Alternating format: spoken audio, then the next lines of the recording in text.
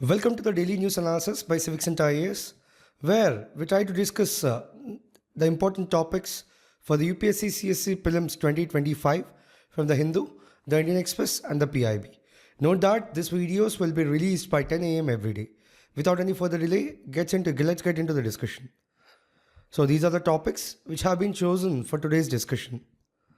The first article of the day says that India's Defense Research Development Organization has successfully tested a long-range hypersonic missile off the coast of Odisha on Sunday. So according to a official press release, the missile can carry various payloads for ranges greater than 1500 km for the armed forces. Know that it has been indigenously developed by the laboratories of the Dr. APJ Abdul Kalam Missile Complex of Hyderabad, along with various other DRDO labs and industry partners. In this context, let us talk about hypersonic missiles. So, how do we define something as hypersonic missile? See, firstly, the missile should travel at hypersonic speed, which is at least 5 times the speed of the sound. We can say it's Mach number 5, roughly a mile per second. And another key feature is that high maneuverability, unlike ballistic missiles that follow a fixed trajectory. If we have to talk about the types of hypersonic missiles, the first one is the hypersonic glide vehicles, which are launched via rockets and glide to the target. And the second one is hypersonic cruise missiles, powered by scramjet engines after acquiring the target. Talking about its advantages, firstly, they are responsive, long-range strike options for time-critical or heavily defended targets. Furthermore, they are effective against road mobile missiles or underground facilities. Secondly, their lower altitude flight makes them harder to detect by radar at long distances. Lastly, they have destructive power from motion energy, not reliant on explosives. Next, looking at its disadvantages and challenges, we have engineering challenges like managing heat due to friction and air resistance, and precision maneuverability at extreme speeds. Then we have operational issues like communication systems must withstand high speed conditions and maintaining connectivity with operators and decision makers. And lastly, you have to know that they have significantly higher development costs compared to ballistic missiles. The second article of the day says that ahead of the crucial Maharashtra election, the centre has relaxed the norms for procuring soybeans, relaxing the earlier norm that soybean with a moisture content of less than 12% can be procured under the minimum support price or the minimum price support scheme during the last Kharif season, according to an official order of the Union Agriculture Ministry. In this context, let us talk about the minimum support price and then about the price support scheme. So what is the purpose of the MSP at all? See, firstly, to safeguard agriculture producers from sharp price declines, and then to support the farmers in case of bumper production and market glut. Notably, the minimum support price is announced by the Government of India at the start of the sowing season. Know that it is based on the recommendations of the Commission for Agriculture Costs and Prices. Significantly, it provides a guaranteed price for certain crops, ensuring farmers are not forced into distressed sales. So the government agencies step up into purchase the entire quantity offered by farmers if the market prices fall below the minimum support price. So if we have to say what the objectives are, it would be to protect the farmers from price volatility and ensure they receive fair compensation, and then to procure food grains for public distribution. Moving on to talk about the price support scheme, see, it is an initiative by the Government of India designed to safeguard the farmers against significant price fluctuations for their produce. Know that it is implemented by the Department of Agriculture and Farmers Welfare under the Ministry of Agriculture and Farmers Welfare. The scheme ensures that the farmers receive a minimum support price for their crops, thereby providing them with a safety net against market volatility. So what are the objectives? See, the primary aim of the PSS is to prevent distressed sales by farmers when market prices fall below the MSP. So by procuring the crops at the MSP, the government ensures that the farmers receive a fair remuneration for their produce. Notably, the scheme is operationalized through central agencies such as National Agriculture Cooperative Marketing Federation of India Limited and the Food Corporation of India in collaboration with the state level agencies. Hence, these organizations are responsible for the procurement of notified commodities under the price support scheme. Then, What are the commodities that are covered under the MSP? See, the PSS primarily covers the pulses and oilseeds.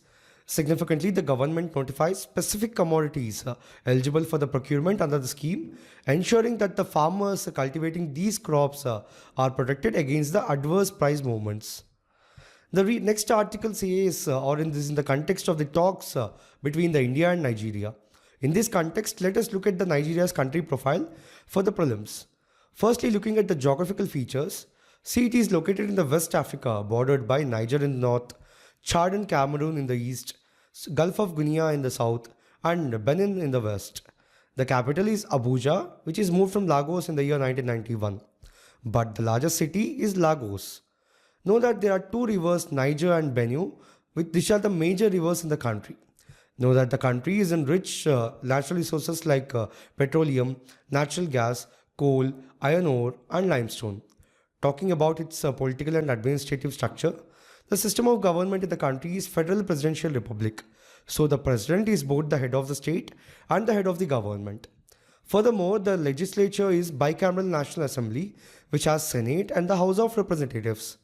Notably, it is divided into 36 states and one federal capital territory, which is the Abuja. Talking about its economy, see, it is the largest economy in Africa in terms of nominal GDP. Looking at its key sectors, the oil and gas are the major exports, accounts for over 90% of the foreign exchange earnings. Then in agriculture, the key crops include cassava, yams, and the groundnuts. Lastly, with respect to the mining, exploitation of the coal, tin, and iron ore are done. The next article says that New Zealand's parliament was briefly suspended on Thursday, which is November 14th, following a protest by indigenous Maori groups' legislators who staged a Haka or ceremonial dance against a contentious bill. So what is this Haka? See, the Haka is the traditional Maori cultural performance that holds a deep significance to Maori identity. Know that it is performed in a group and involves chanting, dramatic facial gestures, hand movements, and stamping of the feet. Now, what is the significance of this Haka? See, with respect to the cultural pride and identity, it represents strength, unity, and cultural pride. Traditionally, it was performed by warriors on battlefield or during the tribal welcomes. Historically, it is used to demonstrate physical prowess and intimidate enemies. Furthermore, it reflects life over death, as seen in the Ka Mate Haka by the tribal leader Te Raupara. Talking about its modern relevance, it is performed globally, including the non-Maori communities, as a tribute or expression of respect. Also, it is used by the All Blacks rugby team for over 120 years to gain a psychological edge in the matches. Moving on to talk about the types of Haka. Firstly, we have Peru Peru, which is a war Haka performed before battles to intimidate and demonstrate strength. Then we have Negeri, which is a short Haka with no set actions aimed at uplifting the spirits and boosting the morale. Then we have Pauri, which is welcoming Haka performed during the formal greeting ceremonies. And lastly, we have Manawa Vera, which is a funeral or memorial Haka expressing grief.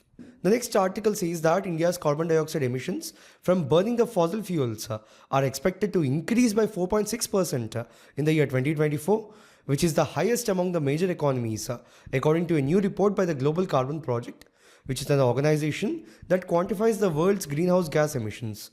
So globally, fossil-based CO2 emissions are set to touch a record high of 37.4 billion tons this year, which is a rise of 0.8% from 2023, according to the report. At this rate, there is a 50% chance global warming will exceed 1.5 degrees Celsius consistently in about 6 years. In this context, let us talk about the relevant aspects. Firstly, what are these greenhouse gases? See, the greenhouse gases trap heat in Earth's atmosphere, causing the greenhouse effect, which is essential for maintaining the temperatures that support life on Earth. Some of the greenhouse gases are carbon dioxide, methane, nitrous oxide, and water vapor. Now, what is the mechanism behind it? See, the sun's shortwave radiation is absorbed by Earth's surface and re-emitted as long-wave radiation.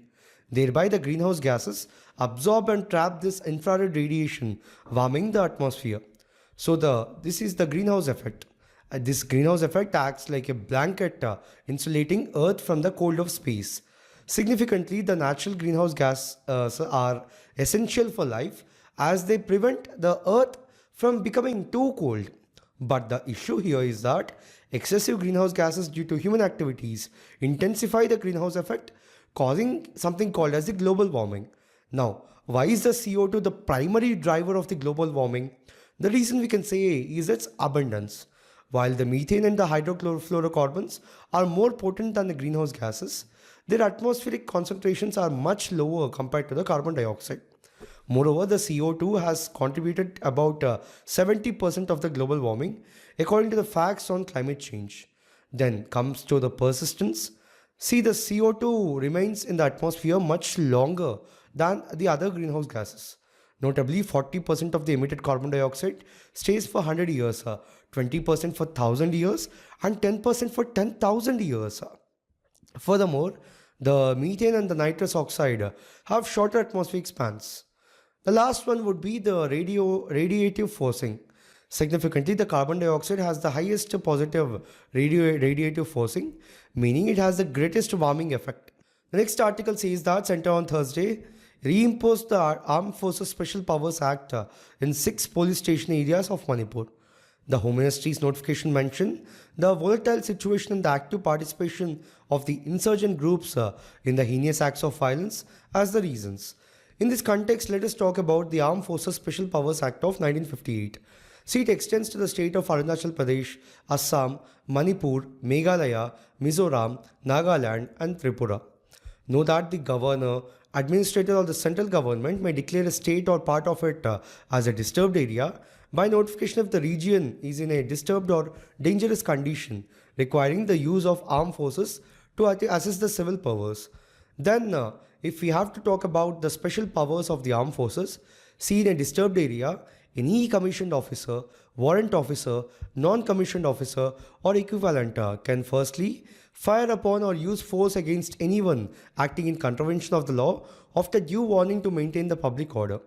Secondly, they can destroy armed positions, training camps, or shelters used by gangs or absconders. Thirdly, arrest of individuals suspected of committing or planning to commit cognizable offences and use necessary force to do so. Lastly, enter the premises to arrest the persons or seize the arms, ammunition, or stolen property with the necessary force. Furthermore, any person arrested under this act must be handed over to the nearest police station with a report of the circumstances of the arrest. Notably, no legal proceedings can be initiated against any person acting under this act without prior sanction from the central government. The next article says that machine learning models called the artificial neural networks, in short called the ANNs, have taken the world by storm, transforming everything from the protection of endangered languages to accelerating drug discovery. In this context, let us talk about them. So, what are the ANNs? See, the artificial neural networks are machine learning models inspired by how the brain's neurons work. Know that they process numerical input data, passing it through layers of interconnected nodes to produce an output, often a probability prediction. Furthermore, the ANNs improve their accuracy by using algorithms that learn from the patterns in the data. Then, what are the core components of these ANNs? See, the first ones are the nodes. See, nodes act like neurons in the brain, functioning as simple computers that receive input, process it, and produce an output. Then we have edges, which are nothing but the connections between the nodes, similar to synapses in the brain. Lastly, we have weights. See, they are a purely mathematical component that indicates the strength of an edge. So, higher weights mean stronger signals, influencing how much attention a node gives to the incoming data. Notably, the learning in ANNs involves adjusting these weights to improve the performance. Then, how do the ANNs work? See, the supervised ANNs are trained with data that has known features and outcomes. For instance, researchers used ANNs to identify beaver dams in images, teaching the model to recognize patterns specific to these structures. Furthermore, key mechanisms include weighing and thresholding. Also, the nodes may use functions like summation or sigmoid functions to process the data, gaining power from having many neurons and deep networks. But they have some limitations also. Firstly, the ANNs learn only from the data they have trained on, leading to biases if the data sets are unrepresentative. Then they can struggle to generate beyond the training data, potentially missing outliers. And lastly, their decision-making process is often a black box, making it hard to understand how they reach conclusions. Then, what are the applications? See, ANN's power language models and pattern recognition tasks that may be challenging for humans. Also, they are widely used in image recognition, from auto-summarizing photos online to aiding in the medical imaging and scientific research, such as identifying cells in microscopic images.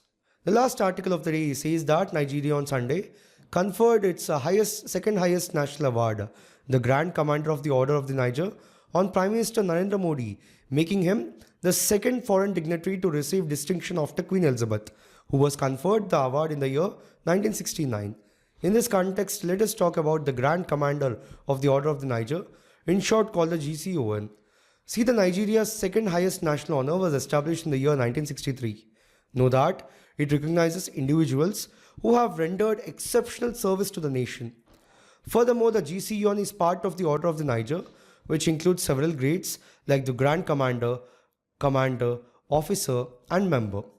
Notably, the highest honor, which is the Grand Commander of the Order of the Federal Republic, is typically reserved for the President of Nigeria, while the GCON is often conferred upon the Vice President, Senate President, and other distinguished individuals. So, in this video, we have discussed 9 articles in total, which are important for the UPSC CSE Prelims 2025. Know that the video will always be released before 10 AM, which is the first in the country. We'll be back again with another video tomorrow at 10 AM. Thank you.